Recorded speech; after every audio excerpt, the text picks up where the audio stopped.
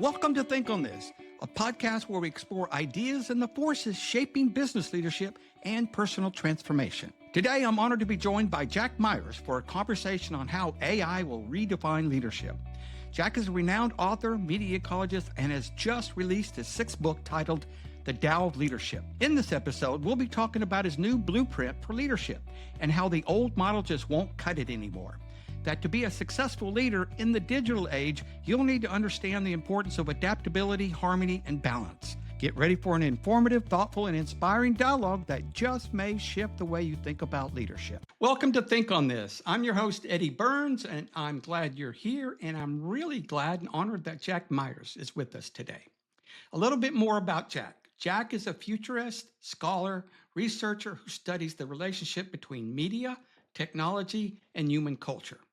He often writes about what's around the corner and beyond the horizon, especially related to media and leadership. So if you're in the advertising or media business, chances are you know who Jack is. He's been publishing the Myers Report for many years. And in fact, I didn't know this until I started reading his book, but Jack was cable before cable was cool. Hello, Jack. Hi, Eddie. You were cable before cable is cool too. I think you started out selling cable subscriptions, probably selling HBO. So I started out as an internship. It was back in the day when local origination, they were trying to be a big deal.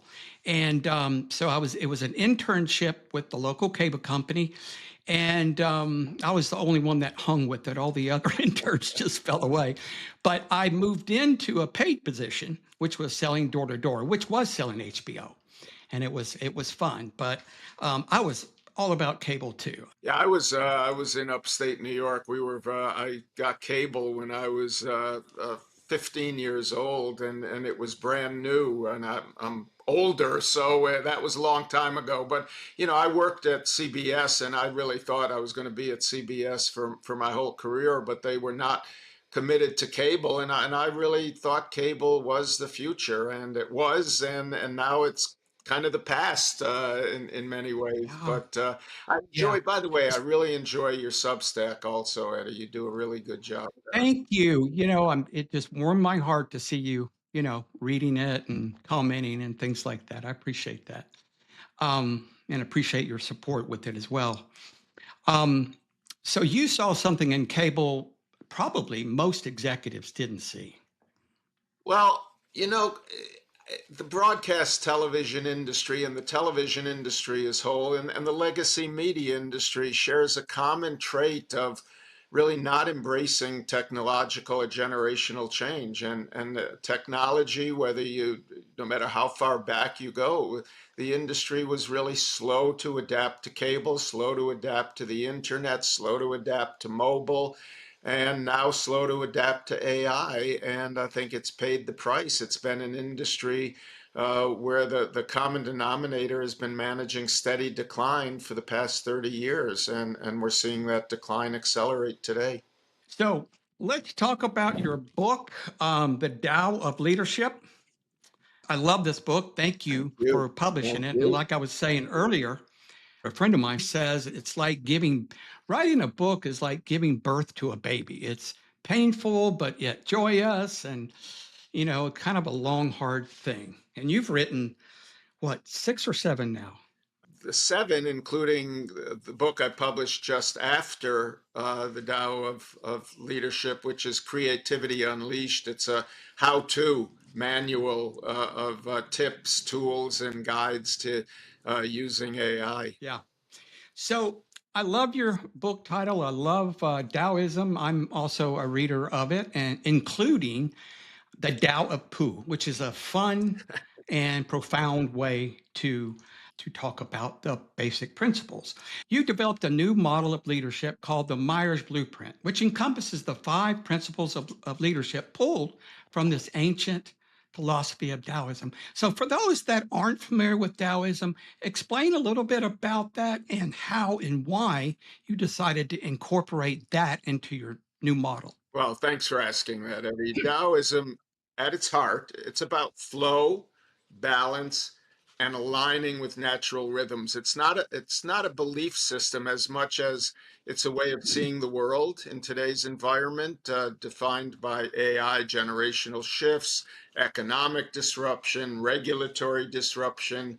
Leaders don't need more rules, they need a compass, and Taoism offers that. I built the Tao of Leadership, as you mentioned, around five Taoist inspired principles: harmony, flexibility, balance, simplicity, and integrity, because these qualities really foster leadership that's adaptable, that's resilient, and most importantly, deeply human. And that's the kind of leadership that our future demands. And let's talk about the frequency of change for a second. I remember being in a little training in the early 90s with the CEO, and he was talking about culture change and the frequency of change. He talked about how in the 50s it took about 10 years to change a culture. And in the 90s it might have been 5. And today it's I don't know what it is, but it could be a year, 6 months, I don't know. What do you think? Well, technological change is happening ahead of us, ahead of the ability of organizations or leaders to navigate or manage it. And generational change has been happening ahead of us for a couple of decades now, and with organizations still locked into legacy models of talent acquisition, talent retention. So um, change impacts innovation. It impacts the ability to develop new products, new systems, new processes, and to recognize where the consumer marketplace is with technology, with AI. Before generative AI, we saw those changes accelerating, the speed of change accelerating, and now with generative AI, I mean, you see it in OpenAI and Anthropic and Gemini. Uh, just a few weeks ago, Anthropic introduced with Claude contextual platform, standard contextualized platform. And within a week, OpenAI had adopted it, and it was the first time there was a standardized technology platform between those two companies. And now every leading AI platform has a standardized contextual platform. That's a dynamic that radically changed AI and generative AI in 1 week. So how can we Really? keep technology? And that's why I believe that leaders have to rethink how they're managing, how they're organizing, how they're structuring their businesses when technological change is happening faster than their organizations can adapt to it. That leads the focus naturally back to, okay, how do we manage humans, which has been somewhat lost and forgotten over the last 50 years. Yeah. Yeah. It's less management, more leading, right?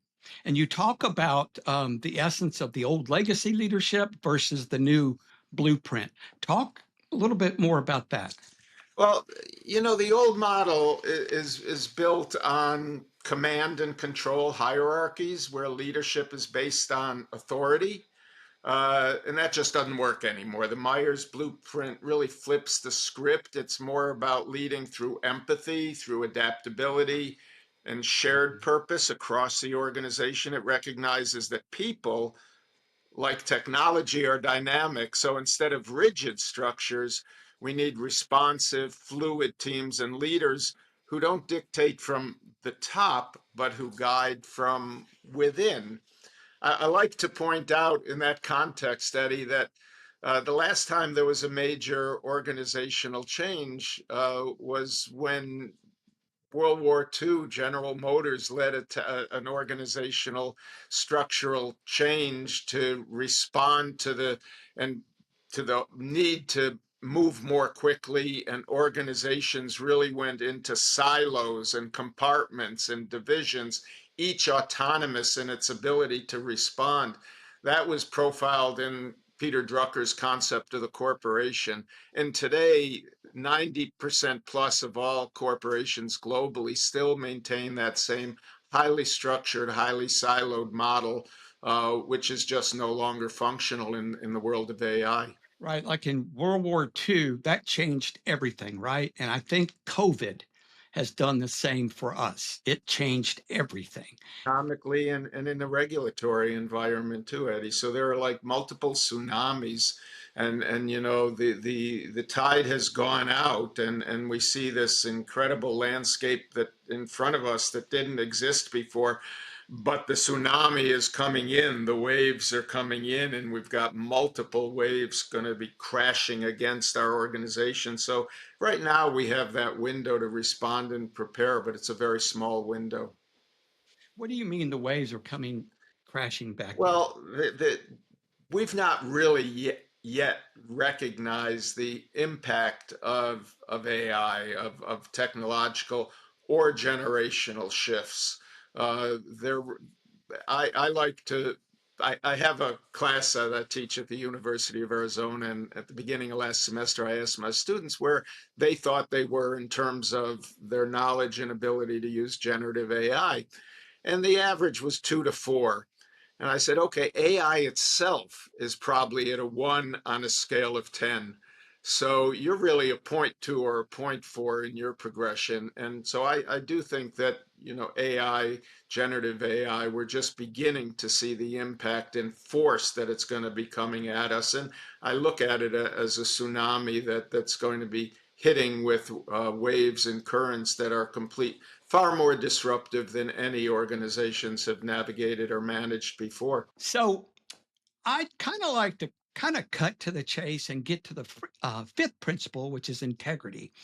But where you talk about breaking down silos and dynamic team structures and processes. But first, we may need to do a little bit more overview, I guess, of harmony, flexibility, balance, simplicity before we get to integrity. And first, I kind of because I pulled some Taoism from that related to each principle, and I pulled one for harmony, and it said the best way is to live like water. It flows in places men can't. Water is the Taoist metaphor for harmony. It doesn't resist, it adapts, which I think is really Yeah, cool. I do too. Yeah, harmony encourages leaders to let go of resistance. In chaotic times, our instinct is to tighten control, but real harmony, like water, flows with the current. Leaders need to adapt, to listen, to respond, and above all, to stay connected to their teams. It's about moving with change and not against it. And it doesn't mean that machines and people are doing the same thing. It means they enhance one another.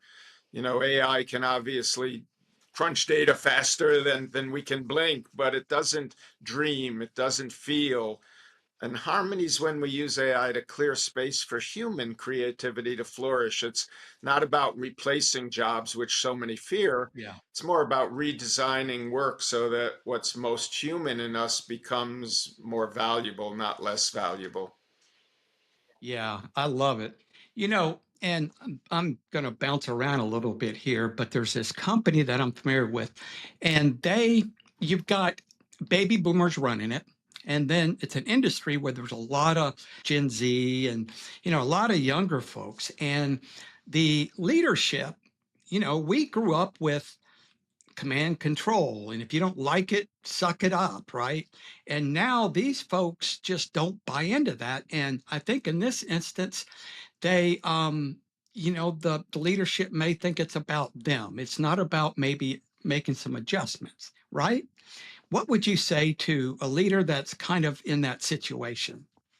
And there are some issues with Gen Z in terms of how they work, how they want to work. And, we're seeing, Eddie, a little bit of a return to boss culture. There's been recent articles in the Wall Street Journal, the New York Times about the return of boss culture, which is, I think you could also describe it as a return to toxic masculinity, which, of course, now, we're kind of reluctant to talk about the realities. I use the word empathy in my book over 150 times, Wow. and it's the most prominent word in the book, and I think we're hearing a lot more about empathy and leadership. Empathy, unfortunately, is not something that leaders have had to practice for the last 50 years. It's been something that many felt were imposed on them after George Floyd. As part of the DEI movement, empathy kind of came along with that, and it shouldn't have. And leadership today is really dependent on an understanding of the needs and realities of the different generations that uh, we have to work with. And it's being empathetic. It doesn't mean that we have to adapt to what their demands are, what their requirements are, but it also doesn't mean that they have to adapt 100% to us. It is a Right. generation, Gen Z, that empathy has been a little more a part of and a little more recognized as part of their world. I don't know that they've understood yet how to practice that in a culture that is boss led, authority led. We see influencers becoming more and more important in our culture and marketing. Um, uh, Influencers are kind of the opposite of the authority culture. So we've got to merge those two Hmm. realities to kind of blend, and that's where harmony comes in. It's about blending cultures, blending technology, blending the realities in an organization of how to manage. And that's what my blueprint for leadership is about.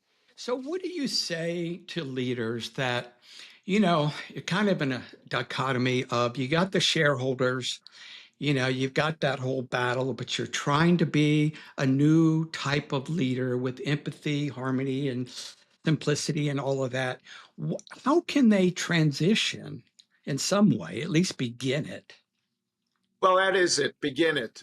Do it step by step. Take one organization, one capability at a time.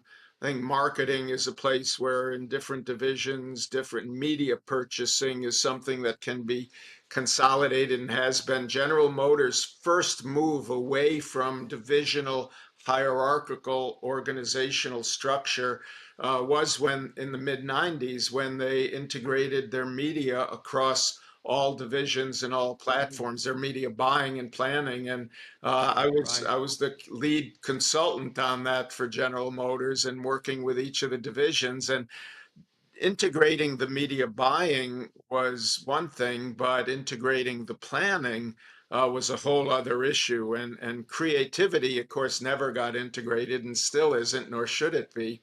That's one place where the human element can still thrive, is in creativity. But planning was integrated when they really understood that buying and planning is a coherent, singular effort that has to be Mhm. uh, developed together.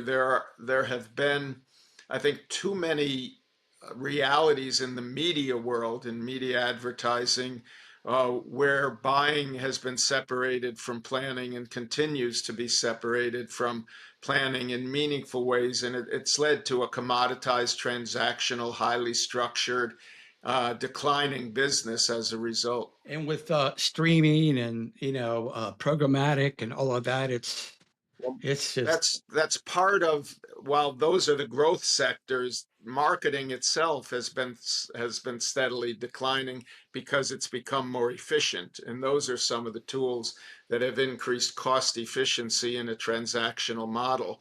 What AI will empower is the reintegration of creativity in media. And I think that's one of the exciting things that I look at. yeah. Talk about that because there's a lot of jobs that AI is going to take. So, talk about what AI may do and the benefits of just being human and then integrating the two.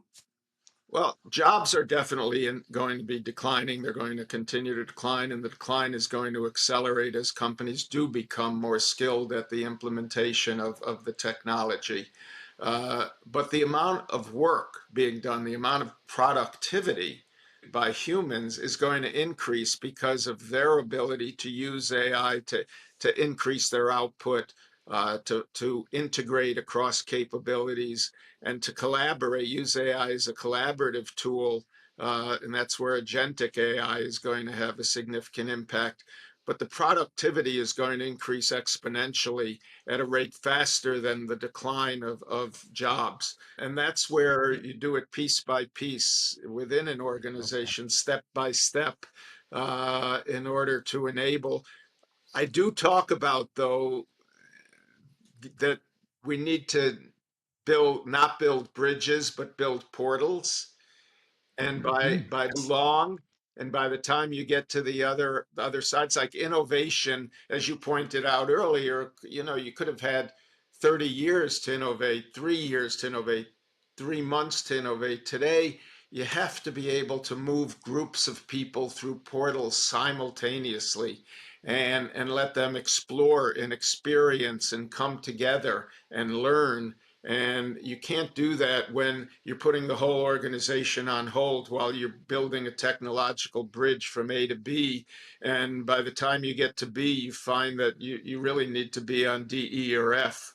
And that's where your competition is. So I do think there are tremendous opportunities for those companies that find the path towards scaling back the size of their organizations, the people and the jobs that their Mhm. people are doing, the work that they're doing. Yeah. And that's going to be very challenging. And that's why I felt the importance of writing a blueprint for leadership to help guide and navigate through through these changes that are here. Yeah, and it seems like that one of the ways leaders can embrace this new um, blueprint is to at the very least, put in these new structures. Like you talk about fusion flow. Explain that. Fusion flow it's a model for integrating human creativity with technological systems. It's about dismantling silos, and letting information, energy, and ideas flow across the organization. And legacy companies can start, as I said, by creating cross-functional pods, teams that go through these portals together for product marketing and tech with shared goals. Um, so Fusion Flow is really the fusion of capabilities and roles in an organization, and creating that flow that we talked about with harmony, where you're moving together, you're making progress as teams rather than as individuals. You talk about squads, and I'd never heard of this squads, tribes, and guilds. What are those? Well, they're part of dynamic leadership and how to reorganize. So, a squad is a small, agile team. It's formed around a mission. Think of them like Navy SEALs, that not by hierarchy but by purpose. And squads cut across departments and are empowered to act fast, learn fast, and deliver fast. Uh, Tribes are communities within organizations, people united by shared values or identities, and guilds are networks of shared skills, like all the engineers or all the creatives. And when these systems coexist to integrate them, they create a matrix of collaboration and mentorship. One thing you talk about is agile leadership. And what I love about it the most, I think, is it's that constant feedback loop. Talk a little bit more about agile leadership. Well, it's again moving through portals rather than building bridges. It creates a constant loop of feedback and adjustment. It's no more waiting 6 months to find out that a product failed. It's you test early, you listen, you improve, and you iterate in real time. It's learning in real time, and uh, that's essential in a world that's moving this fast. But it's also opportune in a world that's moving this fast because of AI and machine learning and machine intelligence, which is only going to accelerate change faster and faster and faster. So you have to be prepared within your organization to adapt as with it, and not in opposition to it. So managing change has always been an issue, I think, for leaders. What do you say to the average leader on how best to make? Because this is We've never ever seen anything like this with AI and then quantum computers. I mean, I think we're not going to recognize a lot in 10, 15 years, especially when quantum computer gets into the kind of mainstream or whatever. Yeah. But so what do you tell leaders about managing change, whether it's with their employees or in some cases their stockholders, right? The first thing is to recognize that the question that comes first is how are we treated? What is AI? How is AI affecting us? What are we doing about AI? And too many leaders treat AI as an IT project and turn it over to their IT teams. And we need to treat it as a cultural shift. And Yeah. that's not easy to treat it as a cultural shift, which means that we need to pay attention to our teams, its impact across our organization, and that means going back to what we talked about, starting with empathy. How will it change people's roles? How does it impact their fears, their hopes, their expectations? How does it impact on the financial expectations of the leaders who are paid by performing against Wall Street expectations rather than technological and generational realities? So, number one, communicate clearly, lead visibly. Uh, we talk about leading from the center and not from the top, but that means also leading across your organization and being visible throughout the organization. Make sure that AI is being developed in ways that are enhancing your individual humanity and not erasing it. Resilience is I think the key word that a lot of leaders are looking at. We've been resilient as an organization. We've responded in the past effectively to technology, but resilience isn't about surviving the storm. It's about, I like to say, it's about dancing in the rain. you Mm, know um, mhm. we need to teach teams to think adaptively, to fail safely, and recover quickly. And that's what separates the durable companies from the fragile ones today. Talk about ethics and trust. You talk about this in your book, and supposedly Sam Altman, he's really all about this with generative AI, and it's I mean, it's kind of like a knife. We can use a knife to kill, or we can use a knife to do surgery and save somebody's life. And I would think AI is the same. Ethics to me are the single most important concern and factor in as we move forward with AI. There are currently no regulatory controls that are imposing ethics, nor do I think there will be. Uh, but it is going to be up to the corporations, the organizations who are building the technology, and those who are implementing the technology to impose their own ethics and standards on how they're using it. Uh, the realities that social media um, and the internet, which began as an educational tool, Mm. and a military tool, and for educational purposes. Uh, we've seen disinformation, misinformation. We've seen a decline of ethics in our human realities, and I think that's where uh, we have a future that's undefined. And to the extent that we define the ethical models that we implement and that we use. Uh, and that again feeds back to the same word of empathy. If we build our programs, our platforms, our tools, our organizational future within corporations and institutions around the human qualities as opposed to the technological is going to be advancing and moving forward on its own.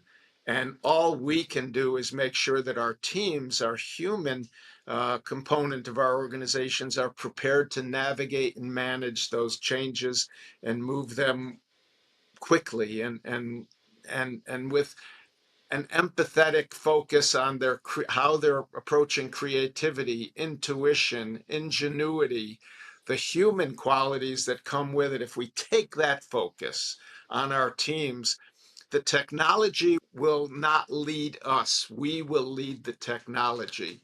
If we don't follow those more humanistic qualities and more ethical qualities, then the technology is going to lead us, and it's going to lead many companies down the path of decline and ultimate disappearance, while those that stress their human qualities are going to be those that succeed and grow. Right. Yeah. I love it. I think I it's love it. idealistic, but I also think it's realistic.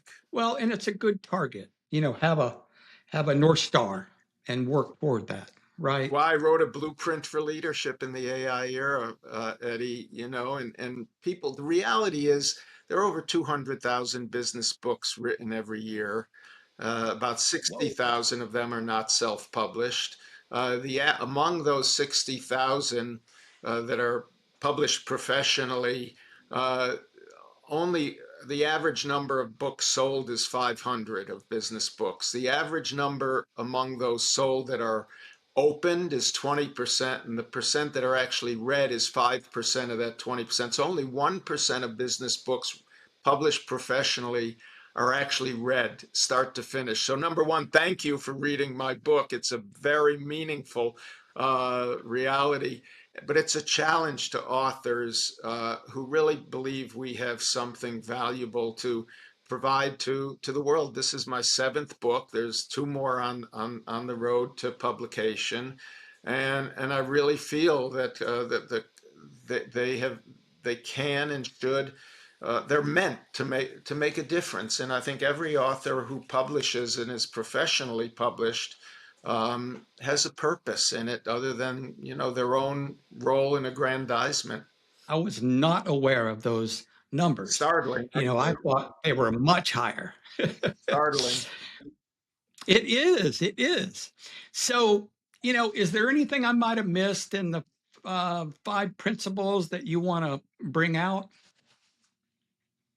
You've done a really good job of I think organizing the conversation to have purpose and to have value, and I really appreciate you taking the time and giving me this opportunity. Yeah, well, I bounced around. I did not go down my list because you would say something and it would spawn a question, to like elaborate on that or go a different direction. So, That and describes that's what that I you like to walk do. through portals. You didn't follow a process. Oh, good example. I love that. Yes. Yeah. So I've got to ask you because you're a media ecologist. And I know you can't get too much into it, but let's talk about the advertising and media business. What do you see around the corner? The advertising and media business today, about 90% plus of all investments in advertising are done through automated programmatic models. They're data based. Retail media and commerce media has introduced first party data as being a new important source but it's also commoditized the industry at large. I mentioned influencers earlier. We're seeing, and they were really making a difference in companies' businesses by tapping into true influencers. But today we're seeing influencers defined by their numbers, not by the loyalty that their audiences have. We see people like Joe Rogan having huge influence, and others like him. In many ways, their influence that we're seeing is political as opposed to advancing marketing. What we're going to see is a reintegration of creativity and media, and where marketers are going to be looking for those media rather than offering the most efficient home for the distribution of their content, how they can collaborate and partner on the creation of content that's meaningful. And I don't mean branded content, I mean content that has purpose and that has uh, a common connection with the audiences so that, and it brings us back. I said vinyl. The television marketplace, the network television marketplace, was built on what was called at the time the upfront market, which was sponsorships. Every television show in the 1950s and early 60s, in order to get on the air, had to have a sponsor. Sponsors Mhm. looked for those shows that had an audience that would appeal to their product.